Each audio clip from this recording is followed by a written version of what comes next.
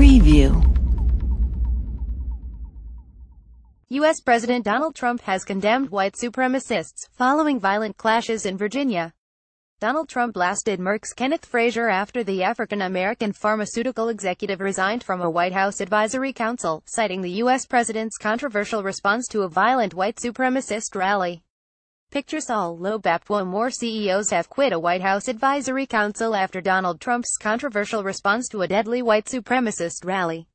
Earlier, the U.S. president was quick to respond to news that Merck Co. Inc. chief executive Kenneth Frazier would resign from Mr. Trump's American Manufacturing Council, in sharp contrast to the time it took him to condemn white supremacists. The CEO of the top pharmaceutical company claimed he was taking a stand against intolerance and extremism in the wake of the Charlottesville tragedy, which left 1 woman dead and 19 injured. Others soon followed his lead, with Under Armour CEO Kevin Plank and Intel CEO Brian Krzanich also stepping down. "We remain resolute in our potential and ability to improve American manufacturing," Mr. Plank said in a statement. However, Under Armour engages in innovation and sports, not politics. The move after Mr. Frazier, an African-American, posted its statement to Twitter resigning his position. It said America's leaders must honor our fundamental views by clearly rejecting expressions of hatred, bigotry and group supremacy, which run counter to the American ideal that all people are created equal. Pic.twitter.com 1 Penksism 5 Merck at Merck August 14, 2017. It took the president less than an hour to respond to Mr. Frazier, one of the few African-Americans to head a Fortune 500 company. In comparison, it took Mr. Trump 2 days before he directly called out the white supremacists and nationalists behind the Charlottesville attack. Mr. Trump lashed out on Twitter, posting that Mr. Frazier will now have more time to lower rip-off drug prices now that Ken Frazier of Merck Pharma has resigned from President's Manufacturing Council. He will have more time to lower rip-off drug prices. Donald J. Trump at Real Donald Trump August 14, 2017. But he didn't stop there and attacked the company again just hours later. At Merck Pharma is a leader in higher drug prices while at the same time taking jobs out of the U.S. Bring jobs back, lower prices. Donald J. Trump at Real Donald Trump August 14, 2017. But this isn't entirely correct, and as the New York Times points out, Mr. Frazier and Mr. Trump announced an agreement among drug makers that would create 1,000 jobs just last month. Pharmaceutical companies have come under withering criticism for soaring prices in the U.S., including by Mr. Trump, who has yet to act on a promise to contain them. Mr. Frazier was blasted by the U.S. president after he resigned from a White House advisory council, citing Mr. Trump's controversial response to a violent white supremacist rally. Picture Nicholas Comep. Source FPMR. Trump has also attacked an industry executive who has tried to make drug pricing more transparent by revealing his company's overall drug price changes, the Associated Press reported.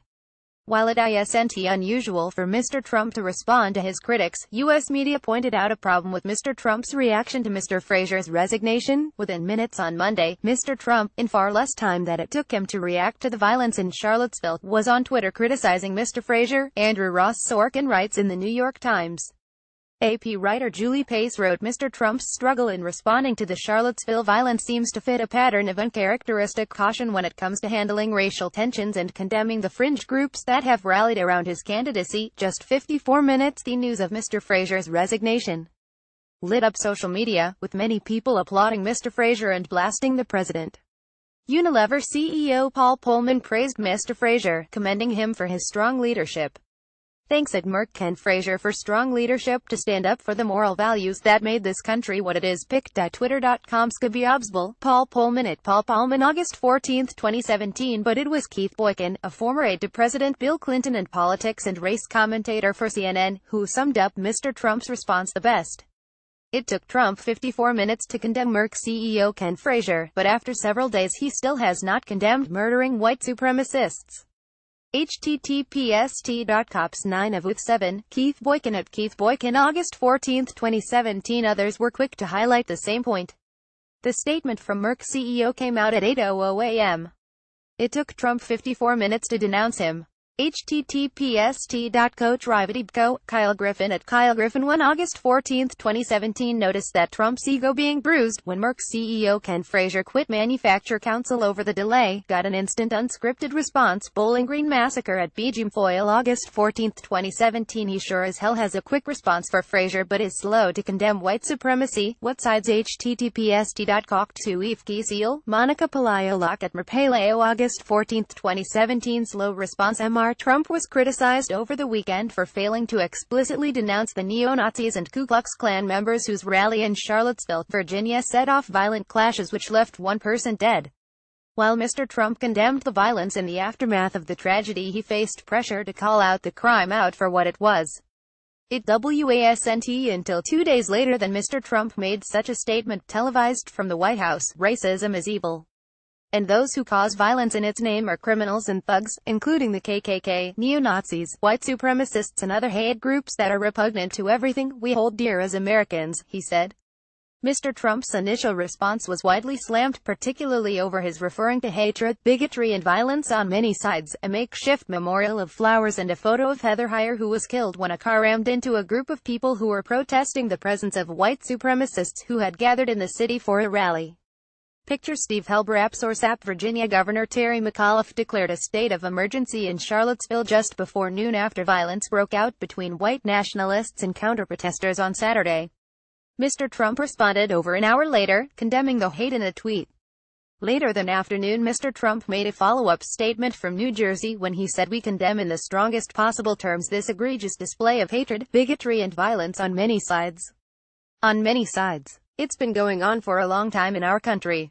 Not Donald Trump, not Barack Obama. This has been going on for a long, long time." The White House released a statement the following day attributed to a White House spokeswoman and not the president himself. The president said very strongly in his statement yesterday that he condemns all forms of violence, bigotry and hatred, and of course that includes white supremacists, KKK, neo-Nazi and all extremist groups. He called for national unity and bringing all Americans together. The statement read, It wasn't until 12:40 p.m. Monday U.S. time, almost 2 days later, that the president finally called out those responsible. Deborah.Killalea@news.com.au. Without President Donald Trump makes a statement condemning white supremacists, 2 days after a woman was killed during a rally in Charlottesville. Picture Evan Vuch Source App.